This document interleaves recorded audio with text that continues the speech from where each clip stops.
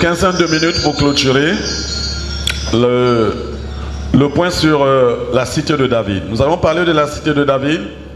Nous avions dit que c'était une parole que l'Éternel nous avait fait grâce. Nous sommes le 28, je pense que j'avais mis même la date. Voilà, le 28 avril 2019, où Dieu avait dit qu'il devait faire de Israël une cité. Quand nous parlons de cité, ce n'est pas l'endroit géographique, il s'agit de ta vie, de ma vie. Et nous avons vu ensemble que le Seigneur déclarait audiblement: je ferai de ce lieu une cité de David, un lieu de refuge où les gens viendront avec des problèmes et en sortiront avec des solutions. Et nous avions dit que c'était une parole, certaines entièrement digne d'être reçues. Chaque fois que Dieu se révèle, nous devons plonger dans sa parole. Il a parlé de la cité de David. C'est quelque chose que nous n'avons pas entrepris nous-mêmes ou réfléchi à cela. C'est lui qui nous a dit cité de David. Et qu'est-ce qu'on a fait? On est allé dans la Bible pour évidemment lire ce que Dieu avait fait avec David pour qu'il puisse occuper cette position stratégique qu'on appelait justement cité de David. Et nous avions dit également que n'oubliez pas, chaque fois que Dieu a promis nous emmener dans une dimension de gouverner, de diriger, il y a toujours l'ennemi qui se lève pour nous empêcher d'accéder à cet héritage. On a vu le cas de Adam, dès que Dieu a dit tu vas gouverner la terre, l'ennemi s'est levé. On a vu le cas de Joseph, dès qu'il a reçu la vision qu'il devait gouverner l'adversité et les attaques, l'ennemi a soulevé ses frères, a soulevé des hommes pour l'empêcher d'atteindre cette position spirituelle. C'est la même chose à la naissance de Jésus. Dès qu'on s'est rendu compte que l'étoile brillait, Hérode a mis les troupes en marche pour empêcher cela. Donc ne rêvons pas. C'est pourquoi nous disons que ce n'est pas un jeu. Ce n'est pas parce que Dieu a parlé, mais quand Dieu parle, il y a la menace qui est là. Parce que l'ennemi ne veut pas que nous puissions entrer en possession de notre héritage. Et c'est la même chose qu'il a dit au sujet d'Israël. On l'a vu la dernière fois. Dieu a dit à Israël, tu vas entrer dans Canaan, mais Canaan est occupé par cette nation plus puissante et plus forte que toi. Ils sont plus nombreux. Donc moi, je te ferai entrer. C'est pourquoi le combat dont nous parlons, c'est le Seigneur qui nous fait entrer, qui nous donne cette position. Ce n'est pas humain, ce n'est pas physique, ce n'est pas charnel, mais c'est le Seigneur qui nous donne justement cette position. Et le Seigneur a dit, je vais livrer ces Cananéens que tu vois. Et donc il y avait 7 nations, et parmi les 7 nations, il y avait les Jébusiens. Et on a dit, les Jébusiens en hébreu voulaient dire foulés aux pieds. Donc, quoique c'est des gens qui sont foulés aux pieds, mais ils sont en train de gouverner sur ton héritage. C'est un peu l'image des démons. Quoique Jésus les a vaincus à la croix, il les a dépouillés, il les a humiliés, il les a donnés pour chef suprême à l'église, mais il n'en demeure pas moins. Il y a des gens qui continuent à subir l'influence de ces démons-là. Ça veut dire que leur destinée, ils doivent être chassés. Ils doivent être foulés aux pieds. C'est pourquoi Jésus a dit, je vous ai donné le pouvoir de marcher sur les serpents, les scorpions et sur toute la puissance de l'ennemi, et rien ne pourra vous vaincre, vous arriver. Pourquoi? Parce que lui, il a vaincu. Donc nous devons vraiment être focus dans la victoire de Jésus et dire comme les apôtres, ce n'est pas par notre force, par notre puissance que nous avions fait marcher ce temps. Il faut qu'on revienne à ça, parce que la force, la puissance vient du Seigneur. De plus en plus, je le dis, je suis en train de combattre cette idée. Les gens parlent de l'homme de feu, l'homme d'onction, l'homme de puissance, l'homme d'opportunité. Non, tout ça pourquoi? Parce que quelle force avons-nous? Quelle puissance avons-nous, sinon la puissance que Dieu nous donne? Et nous devons travailler dans l'humilité afin que la puissance de Dieu soit manifestée à travers nos vies. De toutes les façons, il est écrit, quand nous serons rabaissés, ce que Jean a dit, il faut que je diminue pour que Christ soit élevé. C'est ce que nous devons faire. De plus en plus qu'on marche, le signe de la maturité c'est quoi? C'est que diminuer pour que les gens voient Christ dans ta vie. C'est ça le signe de la maturité. C'est pas se donner un nom. Ça c'est Babylone qui fait ça. Nebuchadnezzar, plutôt Nimrod a dit ça. On va se faire un nom, comme ça on va voir. Il y a plein aujourd'hui des églises et des hommes de Dieu qui se lèvent avec cette pensée-là. Nous voulons nous faire un nom, il faut qu'ils le sachent. Qui va savoir? C'est Dieu qui élève. Et c'est lui qui donne la force qu'il faut, ce qu'il faut, les ressources pour que nous arrivions à ce niveau-là. Donc tout notre problème, c'est d'être aligné à ce qu'il est en train de déclarer. Amen. Et puis nous avons vu ce texte de 2 Samuel, au chapitre 5, le verset 1 à 10. Nous n'allons pas le lire, vous pouvez méditer ce texte. Mais à travers ce texte, on a dégagé 5 principes. Nous n'avons vu que 4 la première fois. Qu'est-ce qui a fait que David puisse occuper cette position qu'il a appelée par la suite cité de David? Parce que dans toute chose, même dans la guerre, vous savez, lorsque un poste de commandement est sous le contrôle de l'ennemi, la guerre est finie. Amen. Il y a des positions stratégiques. Dès qu'on prend cette position stratégique-là, la guerre est finie. On a connu des guerres dans ce pays et vous savez très bien ce qui a mené la fin à la guerre. Dès que la ville de Pointe-Noire a été prise, c'était fini. C'était la guerre qui était finie. Parce qu'il y a ce qu'on appelle des villes stratégiques, des points stratégiques. Et donc, c'est ce que nous voyons ici, que Jérusalem qui était stratégique, mais à cause de la désobéissance, du comportement de Saül, qui n'obéissait plus à Dieu, il a perdu la suprématie et il a été tué par les Philistins. Et les Jébusiens sont venus s'installer à Jérusalem, l'endroit stratégique, la ville sainte que Dieu avait choisie. Il avait dit que mes yeux seront toujours portés vers cet endroit. Donc elle était stratégique. Il avait même dit, lorsque vous irez en déportation, si ça peut arriver à cause du péché, là où vous serez, si vous levez la main comme faisait Daniel, en direction de Jérusalem, parce que c'est une position stratégique, c'est la ville du grand roi. C'est la ville que Dieu avait érigée comme étant une ville stratégique. Et si vous faites une prière dans ce sens-là, moi je vous exaucerai. Donc vous voyez très bien que Jérusalem était une position stratégique. Ce n'était pas seulement une ville, mais c'était sur le plan spirituel, là où les regards de l'Éternel étaient. Et c'est là où aussi son temple était bâti. Donc c'est pourquoi nous voyons très bien que c'est très important qu'on comprenne le fait que Saül avait été tué. Pour chasser, que Israël avait perdu, comme il dirait, cette position spirituelle, il a fallu que David puisse reconquérir cette position. Mais ça a pris un temps. La première chose, on a parlé de l'identité. Parce qu'après la mort de Saül, comme ça arrive toujours, lorsque un roi est tué, un président est tué, il y a la débandade. Les gens, il y a la conquête du pouvoir, il y a des gens qui sont levés et tout ça. Ils avaient oublié qu'il y avait une parole que Dieu avait dite sur la succession de Saül. C'était David qui devait succéder. Et les gens avaient ignoré ça. Ils voulaient montrer leur ego, donc leurs ambitions personnelles. Et à la fin, tout ce qui est charnel finit par nous coincer. Et quand ils ont été coincés, ils se sont souvenus de la parole que Dieu avait dite sur la succession. C'est là où tous ont monté, venus vers David. Ils ont reconnu, ils ont dit que nous sommes tous ta chair et ton os. Ils ont reconnu que nous sommes issus d'un seul géniteur, le Père, celui qui a créé la nation, dont tu es membre, dont nous sommes membres. Il y a eu comme une prise de conscience de qui ils étaient. Et ça réglait la question de la division. Si nous savions qui nous sommes, ça règle la question de la division. Si nous savions qui nous sommes, quelle est la nature, l'identité que nous avions, et qui Dieu a établi, et lesquels qui sont, ça règle la question de la division. C'est la première chose. La deuxième chose, on a vu qu'avec David, les anciens qui sont venus, ils se sont souvenus que même lorsque Saül était roi, c'était David, l'État qui les conduisait. C'est David qui ramenait Israël et c'est l'Éternel à ce moment-là. Voyons comment David fonctionnait. Quoique Saül était roi, il avait dit que tu paîtras mon peuple et tu seras chef d'Israël. Donc il y a eu quoi? Il y a eu la reconnaissance de la grâce et de la position spirituelle dans la vie de David que les anciens ont reconnu. Et ça c'est très important, comme dit la Bible, soyez reconnaissants. Des choses que les leaders font pour vous emmener à un niveau donné, nous devons être reconnaissants. Peu importe les leaders établis sur vous, reconnaissez la grâce de Dieu que Dieu a déposée dans leur vie. Ce n'est pas eux, mais la grâce que Dieu a déposée dans leur vie pour pouvoir paître le troupeau, pour pouvoir donner la victoire à son peuple. Donc ne soyons pas ingrats, soyons reconnaissants. Et si nous sommes reconnaissants, c'est le cœur que Dieu veut. C'est le cœur aussi de Anne.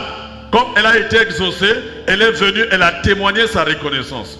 Mais les gens qui ne sont pas reconnaissants, c'est les gens qui sont ingrats. Et Dieu n'aime pas les ingrats. Dans la vie, il faut être reconnaissant. Quand quelqu'un t'a fait du bien, quand quelqu'un a été comme un catalyseur, comme on dit, quelqu'un qui t'a aidé à atteindre un certain niveau, que ce soit dans la vie sociale, économique, ça c'est important.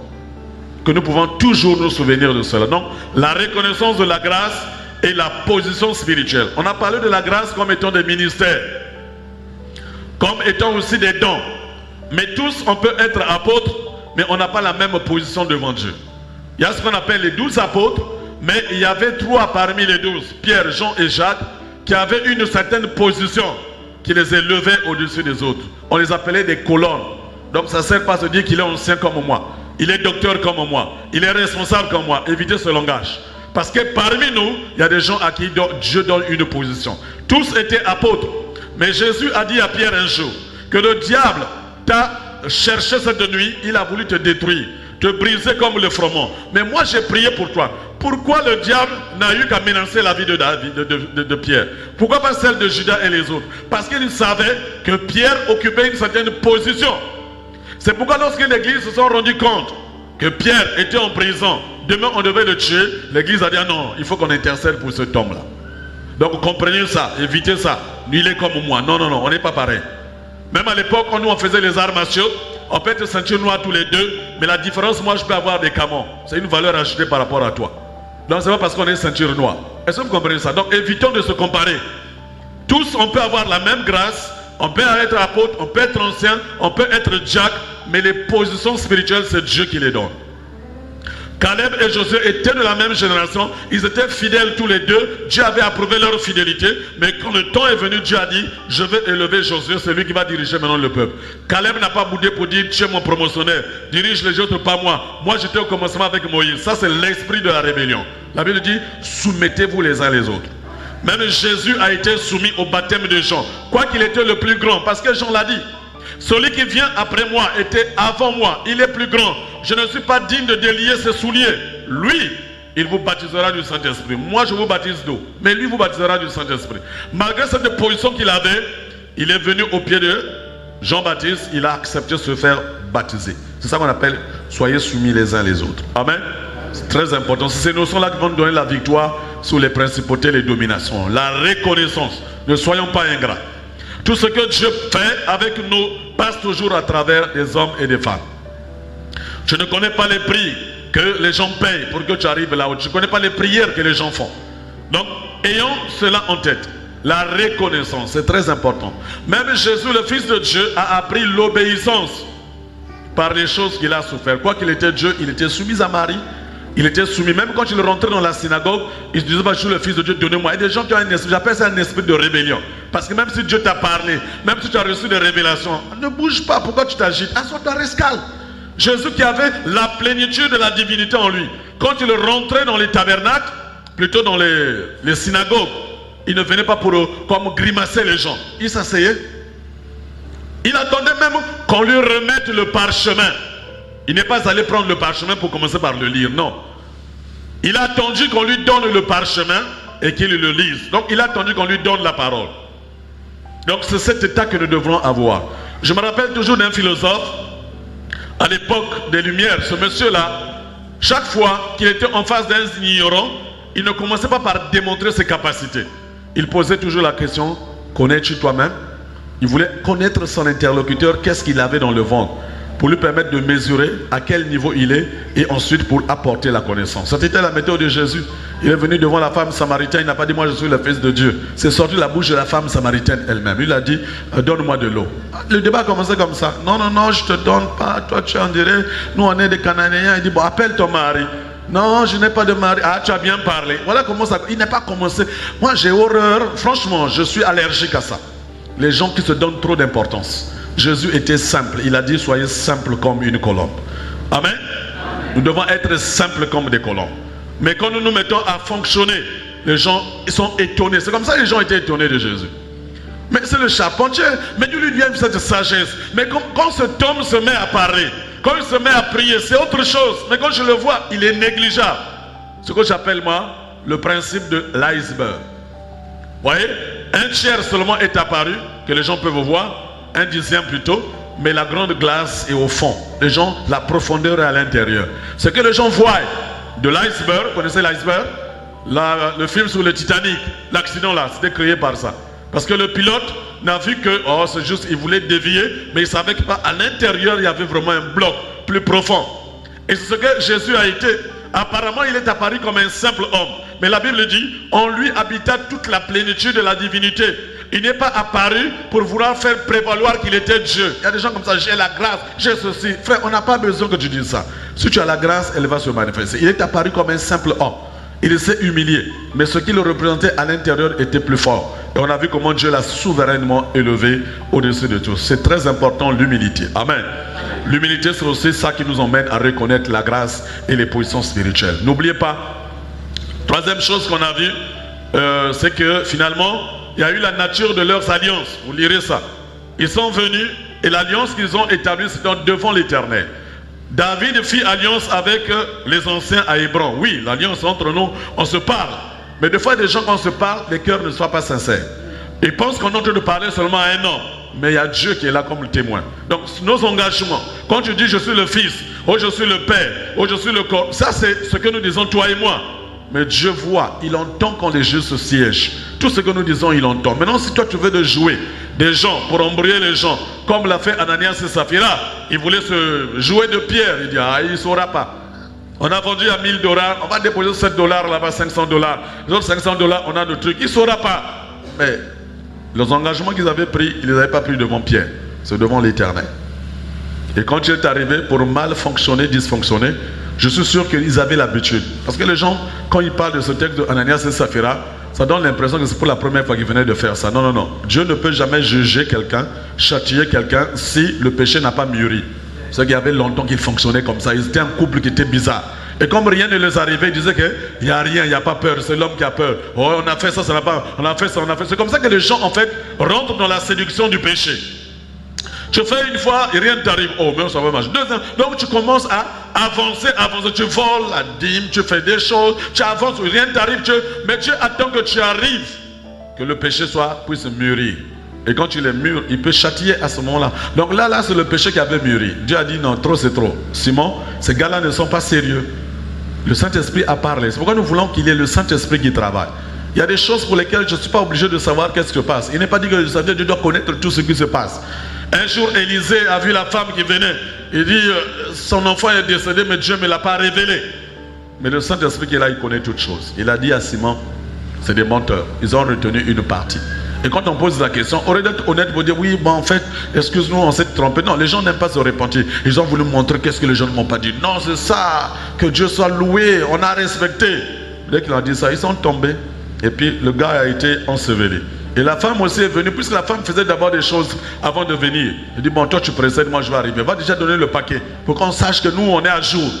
Maintenant, la femme est venue sans savoir ce qui t'est arrivé. Elle aussi, elle a donné le... Pierre lui demande, est-ce que c'est à ce prix-là que vous avez vendu le champ? Oh, alléluia, alléluia. En tout cas, homme de Dieu, c'est à ce prix-là.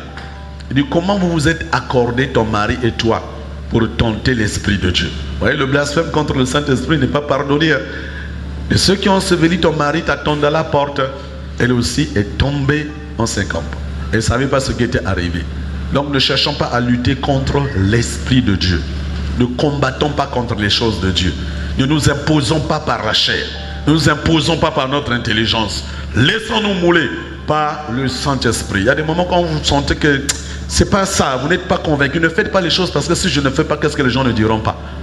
Dis que je ne suis pas au point, je préfère que quelqu'un d'autre. Il n'y a pas, c'est l'équipe, c'est ça. Il n'y a pas un truc qu'on sache que c'est toi le champion. Amen.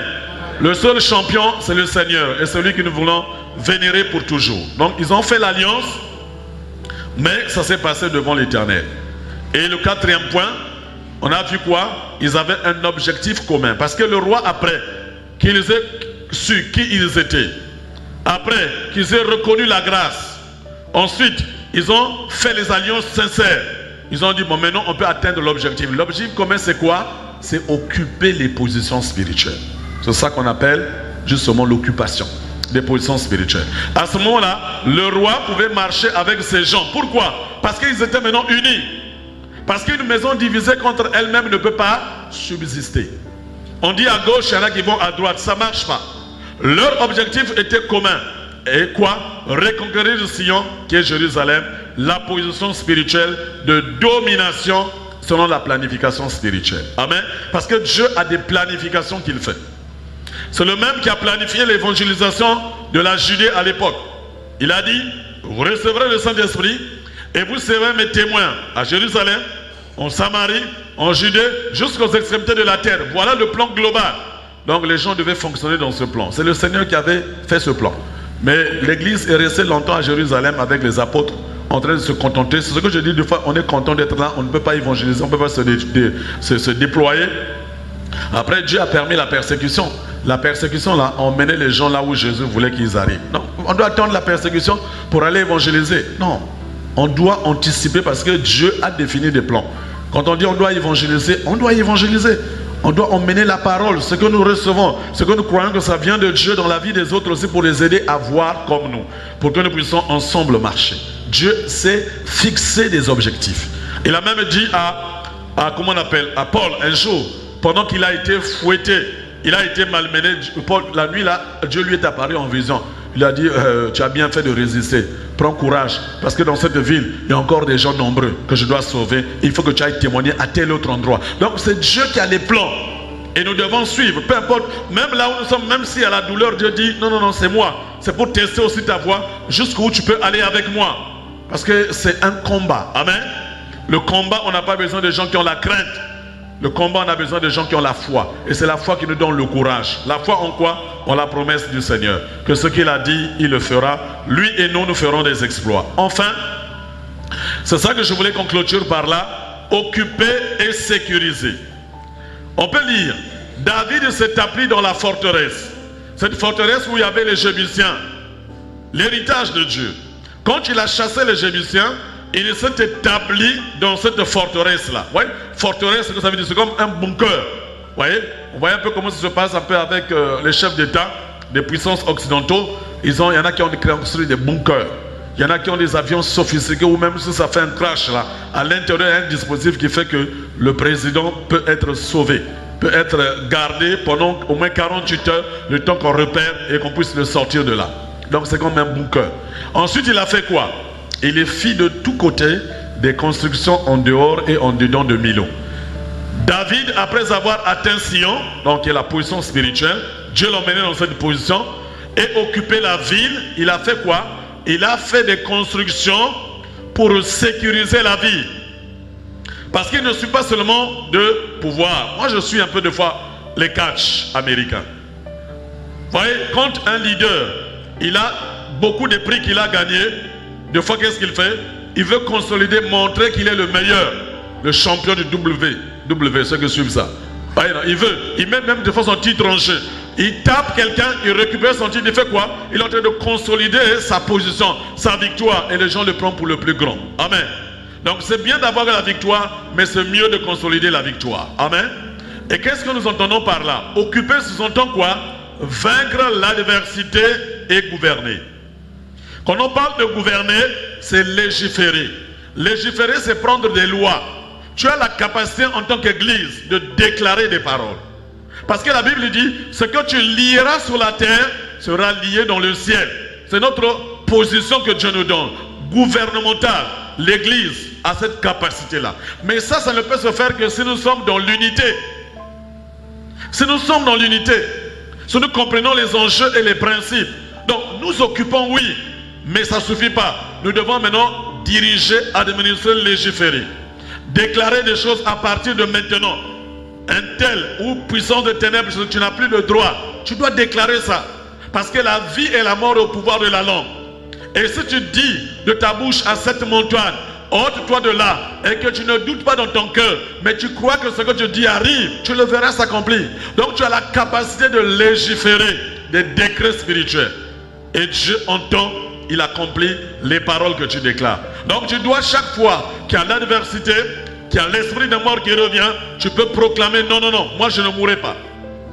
Je raconterai les œuvres de l'Éternel. Dieu m'a appelé à pouvoir accomplir sa volonté. Tu peux contre-attaquer. Jésus a contre-attaqué comment? L'ennemi est venu avec la parole. Lui aussi a riposté avec la parole. Parce que la parole c'est une arme. On appelle cela l'épée de l'esprit. Mais si tu n'as pas la parole de Dieu en toi, comment tu vas riposter? Il y a des gens dès qu'ils reçoivent la vision, ils ont peur. J'ai vu que j'étais mort. Ils ont peur. Vous savez pourquoi les gens ont peur de la mort? Ont peur que la fait l'accident, ils ont peur parce qu'ils n'ont pas la parole. Même un jour, ça c'était même Dieu. Bon, la majorité des visions qu'on reçoit des fois c'est le diable qui veut attaquer Dieu, décéder, et puis. Mais là c'est Dieu qui a décidé. Qui a dit à Ézéchias, tu vas mourir. C'est Dieu qui a parlé par le prophète. C'est quand même la bouche autorisée. Mais Ézéchias ne s'est pas laissé faire. Il a fait quoi? Il a imploré la grâce de Dieu. Il dit, souviens-toi de moi. Je veux maintenant que je parte. Mais il y a ça, souviens-toi. Avant que le prophète Ésaïe ne sorte du palais, Dieu a exaucé la prière de supplication de ce roi. Dieu encore a dit encore à Ésaïe, tu peux revenir. Pas lui dire que tu ne vas plus mourir. Voyez un peu ce qui s'est fait. Donc le temps qu'on lui annonce, il a saisi ça. Parce que le problème, ce n'est pas que on t'a donné une vision. Même si tu as une vision d'élévation, de bénédiction, le vrai problème, comment tu réagis après. Dieu parle. Quand tu écoutes la voix de Dieu, comment tu réagis. C'est ça le plus important. Dieu t'a révélé ce qui va t'arriver. Maintenant, quand tu as écouté ça, comment tu fais? Tu fais comme tout le monde, que la volonté de Dieu se fasse. Qui t'a dit que c'est la volonté de Dieu? Pour que tu partes maintenant. Et si tu le crois, mais tu le verras s'accomplir. Si ce n'est pas la volonté de Dieu, tu te lèves dans la prière. Tu te lèves dans le jeûne. Ça, il n'y a personne pour te le dire. Tu as reçu une parole qui t'a fortifié. Tu dis que oui, moi, je dois. Tu commences par. Il faut qu'on soit capable de légiférer. Les gens qui maudissent les gens, qui attaquent les gens, ils le font par la parole. Les gens maudissent. On fera. Là, il va réussir. Il est en train de te maudire. Il est en train de faire des décrets dans le monde spirituel. Et ces décrets-là sont récupérés par les puissants des ténèbres qu'on appelle des démons pour les manifester dans ta vie. Et toi, en contrepartie, qu'est-ce que tu déclares? C'est pourquoi nous parlons de la prière gouvernementale. Tu dois être capable de déclarer des choses et les croire s'accomplir. Moi, j'ai déjà fait ça, je fais ça à plusieurs reprises. C'est-à-dire, je dois arriver. Quand je vais arriver, je dois croiser tel homme de Dieu. Je dois être le premier. Je vais lui donner une offrande. Je déclare ça. Et quand j'arrive, j'entends ça de la bouche de l'homme de Dieu. Qui dit que je suis la première personne qui me remet un don d'anniversaire. Parce que j'ai résolu des choses dans mon cœur. À l'époque, je n'étais pas berger ici. J'étais berger quelque part. Je n'avais pas le boulot. J'ai décidé, on m'a fait une offrande d'une belle chemise. Quelqu'un était parti. Une de mes filles a voyagé à Lomé, m'a revenu. Un truc beau, j'ai dit ça, je ne porte pas. Seigneur, je veux que tu te souviennes de moi. Je ne veux pas être un pasteur mendiant, un pasteur qui ne travaille pas. J'ai besoin du travail parce que j'avais perdu un emploi. J'ai pris cette chemise, j'ai dit cette chemise, je vais la donner à tel homme de Dieu dans la vie. Et je me suis levé très tôt, j'ai pris le déplacement. J'ai dit dès que je vais arriver, je lui remets ça. Je m'attends à ce que Dieu, pas cet homme, mais Dieu. Mais c'est son serviteur, il a mis la grâce en lui que Dieu se souvienne de moi. Dès que je lui ai donné la chemise, c'est pourquoi les gens ne comprennent pas. Dans le donner, vous avez un problème. Les gens ne vont pas donner même prophétiquement, ils ne font pas des déclarations. Ils donnent comme ça on vous oblige. Comment vous voulez que vous soyez bénis? On ne donne pas parce qu'on veut donner, on donne parce qu'on a reconnu la grâce. Il y a des choses que vous proclamez et l'offrande que vous faites à ce moment-là parle devant le trône de la grâce. En votre faveur. Et quelques semaines après, on m'appelle, me dit, oh, il y a un poste là, tout ça. Le délégué me dit, ah, bon, c'est tonton. Je dis à madame, on fait comment? Je dis, mais attends, vas-y. J'ai commencé, je suis rentré et là, je ne suis jamais sorti. C'est le boulot que j'ai eu. Je l'ai eu comment? Par ce moyen-là. Donc, ayons la capacité de déclarer des choses. La femme a dit quoi? Si je puis seulement toucher le bord du vêtement de Jésus, je serai guéri. On ne l'a pas dit de dire ça. C'est elle qui a légiféré dans sa vie. Tu dois être capable de légiférer des choses dans ta vie. Parce que tu as vu la grâce. Le Seigneur est là. Son serviteur est là. Seigneur, si je puis seulement toucher le bord de ton vêtement, je serai guéri. Elle est venue, elle a cru. Elle a touché le bord du vêtement. Et cela s'est fait ainsi. Et Jésus a dit, cela t'a été fait selon ta foi. Donc ne soyons pas des chrétiens qui n'ont pas de foi, qui ont toujours peur, qui s'étonnent. Mais ton Dieu n'est pas mort. Il attend que tu opères. Il attend que tu te mettes en action. Il a dit, je vous ai donné le pouvoir de chasser. Ce n'est pas lui de chasser. Comme quelqu'un un jour est en train de prier, il a vu une vision entre lui et le Seigneur, et puis il a vu un voile noir se dresser. Oh mais Seigneur, mais je ne te vois plus. Mais le voile noir, Seigneur. Seigneur. Le Seigneur lui a dit, je t'ai donné le pouvoir. Je t'ai donné le pouvoir. Ceux à qui vous pardonnez les péchés, ils leur seront pardonnés. Ceux à qui vous retenez les péchés, ils leur seront donnés. Je t'ai donné le pouvoir. Après, il a dit au nom de Jésus que ce voile se retire. Le voile se retire, le Seigneur dit de l'autre côté. Oh, mais comment tu as cessé? Je t'ai donné le pouvoir. Donc c'est à toi de légiférer, c'est à toi de gouverner, c'est à toi de déclarer. La vie et la mort est au pouvoir de la langue. Tu as l'Esprit de Dieu, tu peux déclarer des choses que tu veux, qui doivent arriver dans ta vie, dans la vie de tes enfants, dans ton foyer, tu dois les déclarer. C'est pourquoi quand l'oppression arrive, prends la parole. Je refuse cela, je vivrai, je ne mourrai pas, je raconterai les œuvres de l'Éternel. Je repousse cette atmosphère, ce qu'on appelle l'oppression. Et la deuxième chose, sécuriser. Sécuriser veut dire bâtir avec une mentalité générationnelle. Ça c'est intéressant, ça c'est nous. Sécuriser, parce qu'on a des postes, même dans la conquête militaire, ce qu'on fait, on gagne et sécurise avant de passer à gagner d'autres positions encore. Et c'est comme ça que Dieu a voulu que Canaan soit prise, soit possédée par Israël de façon progressive. Donc, il ne suffit pas seulement de gagner une position, mais il faut sécuriser la position. Bâtir avec une mentalité générationnelle. Ça veut dire quoi? Préparer autant des ouvriers qualifiés à des tâches précises au point où un départ ne peut pas empêcher la poursuite et l'atteinte des buts de Dieu. Et ça, je le dis ça souvent, je vous répète ça. Ce n'est pas ma responsabilité, c'est la responsabilité de chacun. Si vous ne prenez pas le temps de préparer les gens, le jour où Daryl va se retrouver, je ne sais pas où, aux États-Unis, après vous allez comme ça dire, oh les cultes ne sont plus comme avant parce que personne ne peut jouer comme lui. Mais il doit préparer. Il faut encore qu'il y ait des gens qui acceptent. Il me disait qu'il travaille seul, il n'a pas quelqu'un pour le... Mais le jour où on va ouvrir d'autres communautés, sur le même standing, qui va faire le même travail? Je me dis, vous faites quoi? Des fois je me pose la question, quoi? Ou les leaders, vous faites quoi? Parce qu'il faut toujours préparer la relève. C'est la manière de garantir la poursuite des buts du Seigneur.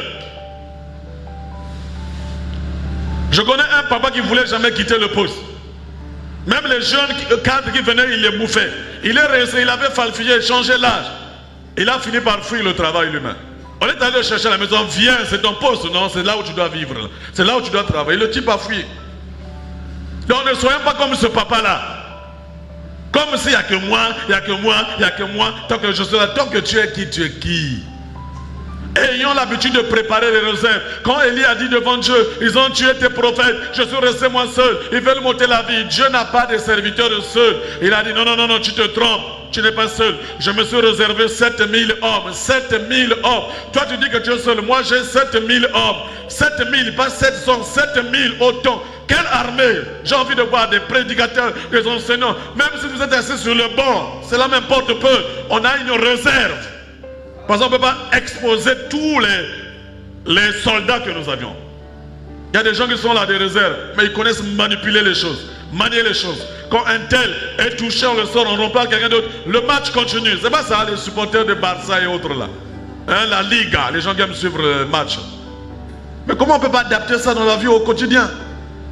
Apprenez, même à la maison, apprenez. Même votre code là, comment on le déverrouille? Tu déverrouilles, je sais pas, tu caches quoi là? Montre-moi à ton enfant. Un jour tu es en difficulté, l'argent est bloqué là, on ne sait pas déverrouiller. Tu fais comment? Tu mets le cadeau. Parce que tu ne peux pas prélever, tu ne penses pas envisager que ça peut arriver. Tu n'es pas éternel. Ça ne veut pas que tu vas mourir maintenant, non. Mais il faut anticiper, anticiper, préparer. Toujours préparer. Et c'est ce que Dieu désire, préparer. On ne doit pas arrêter l'onction, on doit continuer à couler. La veuve avec ses enfants, enfermés dans la maison, il mettait autant de récipients. Tant qu'on versait, tant qu'il y avait un récipient, l'huile continuait à couler. Tant qu'il y avait un récipient, l'huile continuait à couler. Dieu a besoin de remplir des vies, des vies. Il a dit, le Saint-Esprit, la promesse est à vous, à vos enfants, en aussi grand nombre que le Seigneur les appellera. Tant que les gens viendront, il y aura toujours l'huile qui va être remplie dans les vases, dans les cœurs des gens, dans les vies des gens. Tant qu'on disposera toujours des récipients, Seigneur, j'ai préparé quelqu'un d'autre, il va remplir. Jusqu'au moment où, après, on a dit, ouais, apportez une autre vase. On a dit, il n'y a plus de vase. L'huile s'arrêta. Moi, je ne veux pas que l'huile s'arrête. L'huile doit continuer. Pour que l'huile continue, il faut toujours qu'il y ait des récipients. Et les récipients, c'est quoi? C'est disposer ses frères-là, disposer ses sœurs-là, de façon générationnelle. C'est ça qu'on appelle sécuriser. Quelqu'un n'est plus ici, il est parti là-bas, on sent que tel n'était plus là, il est parti, on a senti. Mais voyez, ça c'est pas le leadership. Un véritable leader, on le reconnaît lorsqu'il n'est plus là. Le fait qu'il a préparé des gens qui sont capables de travailler comme lui. On a vu ça avec Élie et Élisée. C'est ce que je fais toujours. Je le dis, j'insiste toujours. Je le dis toujours aux anciens. Quand je parle là, quand je fais là, il n'y a pas de choses que je vais vous enseigner. Paul n'enseignait pas tout, il y a des choses que je devais prendre, copier dans ce que je fais moi. Parce que quand on a vu fonctionner Élisée, les fils des prophètes ont reconnu que l'onction d'Élie était sur lui. Donc la même grâce coulait, la même huile coulait. Donc Élie est parti, mais l'huile là n'est jamais partie. L'huile a été reversée dans un fils qu'on appelait Élisée. Il a fait des choses qu'il a continué par faire. Et c'est ce que nous voulons. Il ne faut pas que ça s'arrête. Et c'est ce que le désir qu'avait Moïse. Moïse était seul à porter le fardeau du peuple dans le désert. On a demandé ceci, les biscuits, les bonbons, les shawarma. Il en avait marre. Il dit, on est dans un désert, je peux avoir tout ça. Il dit, Seigneur, à quoi bon me porter un peuple comme ça? C'est pas moi qui l'ai créé, c'est pas moi qui l'ai enfanté. Je fais comment? Je suis épuisé parce qu'il y a le poids, ce qu'on appelle le poids. Et c'est là où Dieu a dit, prends 70 personnes que tu reconnais anciens, tu les emmènes à la tente d'assignation. Moi j'ai la technologie, je vais prendre de l'esprit qui est sur toi, c'est-à-dire pas ton esprit, mais la grâce que j'ai mise sur toi, l'onction qui coule dans ta vie, je vais récupérer, tu es là, et puis je vais le poser aussi sur eux. Comme ça vous allez porter ensemble l'œuvre. 70 personnes. Il a choisi les 70 personnes. Et le jour où ils arrivent devant la tente d'assignation, parmi les 70, il y a 2 qui étaient au champ. Et quand Moïse s'est approché, Dieu a fait quoi? Il a fait par la technologie qu'il a, il a donné la grâce, la coulée dans la vie des collaborateurs. Et les gens, comme ils étaient inscrits dans la liste, je ne sais pas pourquoi ils se sont retrouvés là-bas. Est-ce qu'ils avaient oublié le jour de rencontre? Je ne sais pas, il n'y a pas trop. Est-ce qu'il y avait une urgence là-bas? Mais quand ils se sont retrouvés là-bas, parce qu'ils étaient parmi les inscrits, eux aussi ils ont commencé par prophétiser là-bas. Et un jeune a couru. Il est venu dire à Moïse, mais il y a aussi 2 qui sont là-bas, qui prophétisent. Je les ai dit d'arrêter de ne pas prophétiser, parce qu'ils ne sont pas avec les 70. Qu'est-ce que Moïse a dit? Dieu m'a dit 70 personnes. Moi j'en voulais plus. Mon désir même est que tout le peuple soit constitué de prophètes. Que cette dimension se répande dans toute l'église. Ça a été le cri de cœur de Moïse qui n'a pas été exaucé. Dieu l'a donné 70. Pourquoi? On était dans l'ancienne alliance. Une alliance qui n'était pas parfaite. Mais en Christ Jésus, il a dit dans les derniers jours, je répandrai mon esprit sur toute chair. Vos fils et vos filles prophétiseront. C'est ce que Dieu veut faire. Que toute chair, il n'y a rien à limiter. Je suis ouvert de cœur pour que le Seigneur remplisse autant de cœurs, remplisse autant de vases, pour que je sois à l'aise dans la fonction qui est la mienne. C'est le désir de Moïse que Dieu est en train d'exaucer maintenant. Et nos cœurs sont disposés comment? Pour être capables de recevoir la grâce qui coule dans nos vies. Afin que nous soyons définis tel que lui le veut. C'est ça sa volonté. Il n'a pas dit 2, 3, toute chair. Et vos fils et vos filles prophétiseront. Des ouvriers qui doivent être formés. Des gens qualifiés. Des gens qui ont la capacité de... Parce que nous ne voulons pas nous multiplier pour affaiblir l'église mère. Il faut qu'on nous multiplions, on soit capable qu'on a multiplié parce que le modérateur d'ici avait un second, le second va là-bas modère comme si rien n'était. Le prédicateur ici avait un second, il va là-bas, il peut prêcher. Donc on ne peut pas sentir, c'est ce qu'on appelle occuper et sécuriser. Voilà ce que j'entends par le déploiement. Donc ça ne sert pas de s'imposer, il faut développer les gens. Le vrai leader, celui qui développe les gens à devenir des leaders. Il n'est pas dit le leader, ce n'est pas celui qui prêche. Même les anciens, tous ne sont pas appelés à la prédication. Donc il faut qu'on comprenne ces choses-là. Je peux être, vous savez, la capacité d'un leader, ce n'est pas aussi de tout connaître. C'est d'être aussi capable d'identifier les compétences, les dons et les grâces et de savoir les utiliser. Ça, c'est aussi un leader. C'est ce que je connais un monsieur qui est comme ça. Lui, il s'est repéré. Quand je dis là-bas, c'est bon, il te prend. Et puis tu travailles pour lui. C'est ça, c'est une capacité de leadership. Voilà pourquoi les choses lui marchent. Donc on doit aussi comprendre cela. Il n'est pas dit que c'est toi qui dois faire tout. Moïse a reçu la grande vision. Mais Moïse ne pouvait pas tout faire. Il y a beaucoup de choses qui attendent. Il y a des choses qui attendent. L'œuvre attend beaucoup de choses. Mais qu'est-ce que Dieu met dans ton cœur? Moïse se demandait comment je vais faire pour bâtir cette affaire du tabernacle. Moi-même, je ne connais pas comment on fait pour arranger l'or et tout ça. Dieu a parlé à Melchalet. Il a déposé quelque chose là-bas. Il a dit à Moïse, sache-le, je sais que tu te demandes comment ça va arriver. Ce n'est pas un problème. Moi, je t'ai donné la vision, tu as expliqué la vision. Mais sache-le qu'il y a Belchelel en qui j'ai rempli l'esprit. Je lui ai donné la capacité d'inventer des choses et de travailler l'or et tout ça. Et il le fera. Il y a des grâces. Je ne peux pas tout faire. Il ne faut pas que parce que quand il est là, je ne suis pas... Écoutez, moi j'évite ça, que je sois comme un... Non, la pierre angulaire, ce n'est pas moi. La pierre angulaire, c'est Jésus. Amen. C'est Jésus qui est la pierre angulaire. Donc l'objectif, que vous soyez capable d'eux. Il y a des événements qui arrivent. Je vais me prendre les responsabilités. Il y a des décès. Organisez-vous, prêchez, faites comme... C'est pas moi. Vous êtes assez enseignés. J'ai envie aussi d'écouter, de m'asseoir et d'écouter les fils en train de fonctionner. Ça me permet d'évaluer, d'être sûr à quel niveau nous sommes. Est-ce que c'est le pied pour moi de lever le pied maintenant? Est-ce que c'est le temps? Tout ça, je dois mesurer. On ne va pas continuer comme ça, frère. On ne doit pas continuer, le temps presse. Ce que j'appelle sécuriser les choses. Amen. C'est de reconnaître aussi, je n'ai pas la grâce de faire ceci, c'est l'autre qui a la grâce. Ne forcez pas les choses. Amen. Les dons de Dieu, on ne les force pas. Que pouvons-nous retenir? C'est la conclusion.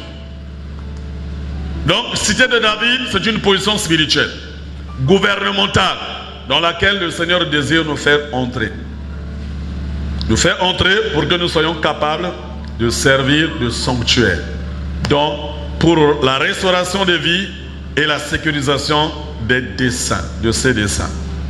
Donc, voilà ce que je tenais à dire. J'aimerais nous encourager. Ces paroles que nous sommes en train d'écouter, ce n'est pas seulement des paroles, mais nous devons les mettre en pratique, les implémenter comme on dit, pour que tu te tiennes devant le Seigneur, que tu dises, tu es responsable devant le Seigneur, même si tu n'as pas de titre. Peu importe, même si tu es venu pas très longtemps, Dieu ne regarde pas ces choses-là. Il regarde la disposition du cœur. Moi je dis souvent, on a reçu une vision ici où Dieu disait qu'il emmenait des ouvriers ici. Donc ce n'est pas une affaire, tu es venu à peine là, tu te dis, André, ce n'est pas mon église, c'est l'église des autres. Ce n'est pas l'église de quelqu'un ici, c'est l'église du Seigneur. Et si Dieu t'a emmené ici, c'est parce que tu as une mission à accomplir. Tu as un groupe à renforcer, une équipe à renforcer. Tu as un talent que les gens n'ont pas ici que tu dois apporter. Amen. Voilà la montée dans laquelle nous devons travailler pour que la gloire de Dieu se manifeste, que le Seigneur soit élevé. Voilà le message que je venais clôturer, parce que ça c'est l'avant-dernier message. Il me reste un dernier. C'est toujours une image prophétique que nous verrons le dimanche prochain. Peut-être nous clôturerons, sinon dimanche en 8. Ça sera la flèche, le guerrier avec la flèche. C'est un psaume. Dieu nous a parlé aussi de cette image prophétique. Nous voulons avoir ça dans nos cœurs.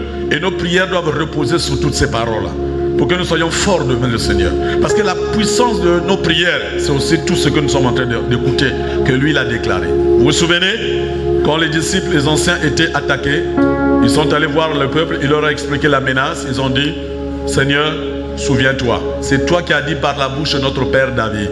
Ils ont rappelé des dispositions que Dieu avait dites antérieurement. Donc tout ça, c'est des dispositions que Dieu a dites antérieurement, sur lesquelles nous devons nous appuyer et commencer par revendiquer cela.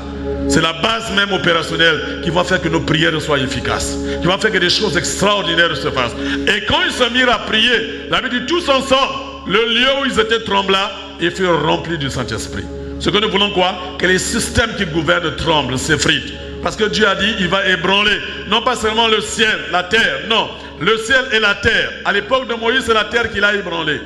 Il a dit, cette fois-ci, je vais ébranler et le ciel et la terre, tous les systèmes qui étaient coordonnés entre la terre, il va tout briser. Pourquoi? Parce que l'objectif, il veut semer le chaos dans le monde pour emmener le règne et son royaume inébranlable dans nos cœurs. C'est pourquoi Dieu aujourd'hui est en train de dire, il faut que ces choses-là arrivent. Ne soyez pas troublés, ce sera le commencement des douleurs, parce qu'il est en train d'élever son peuple, il est en train de bâtir le peuple, il est en train d'emmener son royaume inébranlable dans nos cœurs. Ce qu'il a fait pour Israël, il est venu en Égypte pour délivrer Israël. Il y a eu la crise économique, il a brisé l'économie, l'agriculture, il y a eu la grande crise, mais Dieu se rapprochait, parce que le royaume était venu vers Israël.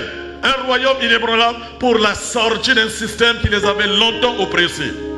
La terre attend avec un ardent hérésie la manifestation des fils, parce que le système oppresse. Le temps est arrivé. Il faut que Dieu établisse dans nos cœurs son royaume inébranlable, qui n'a pas peur de ce qui se passe, qui n'a pas peur parce qu'il y a des crises, il y a des tremblements de terre, il y a ces choses. Elle a dit, ne soyez pas troublés. Et il faut que ces choses-là arrivent. Mais ça ne sera que le début, pas la fin. Donc Dieu, pendant que ces choses sont en train de se secouer, la douleur, tout ce qui se passe dans le monde, Dieu en même temps est en train de faire quoi? De bâtir un peuple, stabiliser son royaume. afin que quand il reviendra, qu'il trouve la foi. Et la foi, nous la manifestons dans des moments, situations difficiles telles que ce temps comme ci. Donc j'aimerais vous encourager. Cité de David, c'est une réalité. Le sanctuaire, les gens ont des problèmes, ont des soucis. Mais où est-ce qu'ils veulent trouver refuge? Christ est la ville de refuge. Mais où est Christ? Christ est en nous, l'espérance de la gloire. Il doit être manifesté à travers nos vies. Et nous devons être cette cité pour accueillir, pour encourager, pour prier, pour apporter le salut et la délivrance à tous ceux qui, dans ce temps de la fin, souffrent des douleurs, souffrent de l'angoisse, des incertitudes, sont oppressés. C'est l'Église qui est la source, comme dit le sanctuaire. On va tourner tous les jours. Oui, je sais que Dieu est là. J'ai retrouvé ma paix et ma joie de le servir. Oui, parce qu'il y a trop de chaos aujourd'hui. C'est pourquoi nous voulons dire au Seigneur, vous allez Nzela, vous allez Bobo. J'aimerais qu'on rechante ce cantique qu'on a chanté. Chante ça avec foi. J'aimerais pendant qu'on chante, si tu es emmené à proclamer des déclarations, fais-le.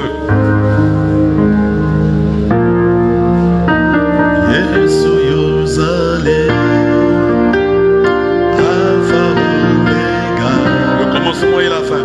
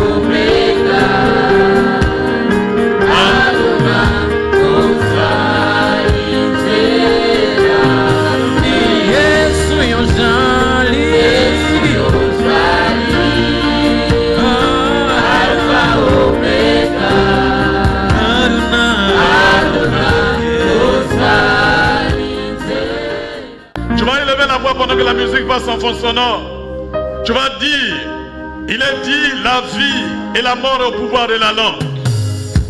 Tu es le sel de la terre, la lumière du monde. Il a dit, ce que tu lieras sur la terre sera lié dans le ciel. Tu as le pouvoir que Dieu t'a donné, le pouvoir de dire à cette montagne, ôte-toi de là. Et si tu ne doutes pas dans ton cœur, mais tu crois que cela est possible, tu le feras s'accomplir. Tu as besoin de lever ta foi et de proclamer encore ta victoire. Non à cause de toi, mais à cause de celui qui a dit, j'ai tout accompli. J'ai vaincu le monde, j'ai vaincu les principautés. Le temps est venu pour toi de te positionner dans la victoire de Jésus. Élève ta voix et prie, Église. Tu as dit dans ta parole, Yahweh, que vous verrez désormais le ciel ouvert et les anges de Dieu monter et descendre. Nous sommes ceux que tu as appelés des ténèbres à ton admirable lumière. Nous sommes ceux vers qui tu as porté ton choix par miséricorde, ô Dieu. Nous ne méritons pas d'entendre ces choses. Nous ne méritons pas de recevoir ton esprit. Mais le prix a été payé à la croix. Il n'y a plus de condamnation pour nous, parce qu'à la croix de Golgotha, tu as porté notre malédiction. Selon qu'il est écrit, maudit est quiconque est pendu au bois. Tu as porté la malédiction afin que nous héritons la bénédiction. Tu as porté la maladie afin que nous ayons la guérison. Tu as porté l'obscurité afin que nous ayons la lumière. Tu as porté la pauvreté afin que nous soyons enrichis. Tu as porté la mort afin que la vie naisse. Nous proclamons au Dieu, qui est comme toi, qui est comparable à toi, qui est semblable à toi. Tu as dit, les cieux des cieux ne peuvent te contenir. La terre, au Dieu de gloire, est ton marchepied. Le ciel est ton trône. Nous déclarons au Dieu, les nuages sont la poussière de tes pieds. Tu as dit dans ta parole, je vous ai donné le pouvoir et l'autorité. Nous voulons au Dieu de gloire réaliser que nous sommes puissants, parce que toi tu es puissant, parce que toi tu as dit, tu nous as m'a donné le pouvoir de marcher sur la puissance de la maladie, sur la puissance de l'oppression, sur la puissance de la sorcellerie, sur la puissance de la magie, sur la puissance des liens de famille. Orosh Narabayoshi, Erebene Koloshi, Arabayoshi, nous prenons possession de notre héritage, parce que tu as dit, ceux à qui vous pardonnerez les péchés, ils leur seront pardonnés. Tu as dit, si je dis à cette montagne, ôte-toi de là, et jette-toi dans la mer, jette-toi dans la mer, maintenant au nom de Jésus. Qui es-tu, grande montagne? Qui es-tu, grande montagne? Devant Israël. Qui es-tu, grande montagne? Devant Israël. Tu es aplani par la puissance du nom de Jésus. Tu es aplani. Nous marchons sur toi. Tu es aplani. Les ténèbres reculent parce que la lumière jaillit. Tu es la lumière de ma vie. Tu es la lumière de mon âme. Tu es la lumière de mon foyer. Tu es la lumière de Israël. Tu es la véritable lumière que Paul a vue sur le chemin de Damas. Il a dit la lumière a brillé. Alléluia. Tu as dit la lumière brillera du sein des ténèbres. Fais briller ta lumière dans nos cœurs au moyen de ta parole. Yahweh, lève-toi Yahweh, le Dieu de mon salut, le Dieu de ma délivrance, le Dieu de ma libération. Tu es apparu afin de détruire les œuvres du diable, afin de condamner l'œuvre de l'ennemi. La divination ne peut rien contre moi, l'enchantement ne peut rien contre ma vie. Il en forme des complots contre moi, cela ne viendrait pas de toi, et toute arme forgée contre moi et de nul et sans effet. Tel est mon héritage, tel est le salut que tu donnes aux serviteurs. Oui, le salut que tu m'as donné, tout ce qui se lève contre ma vie tombe sous mon pouvoir. Tout ce qui se dresse sur mon chemin tombe sous mon pouvoir.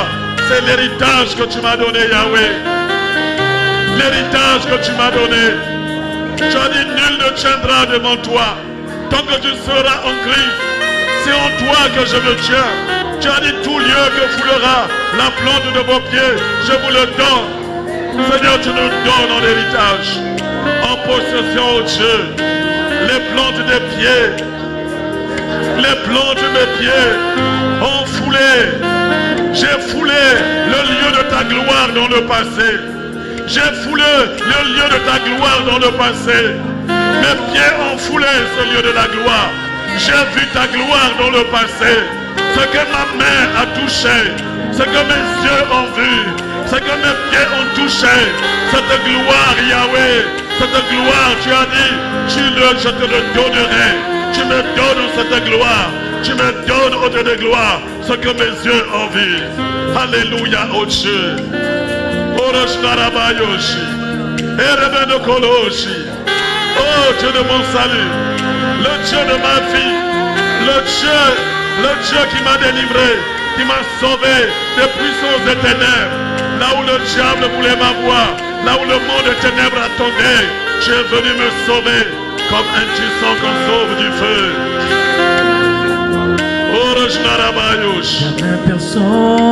Jamais personne pour oh Jésus, Seigneur Jésus. Alléluia. Assis sur le trône, ton règne n'a pas de fin.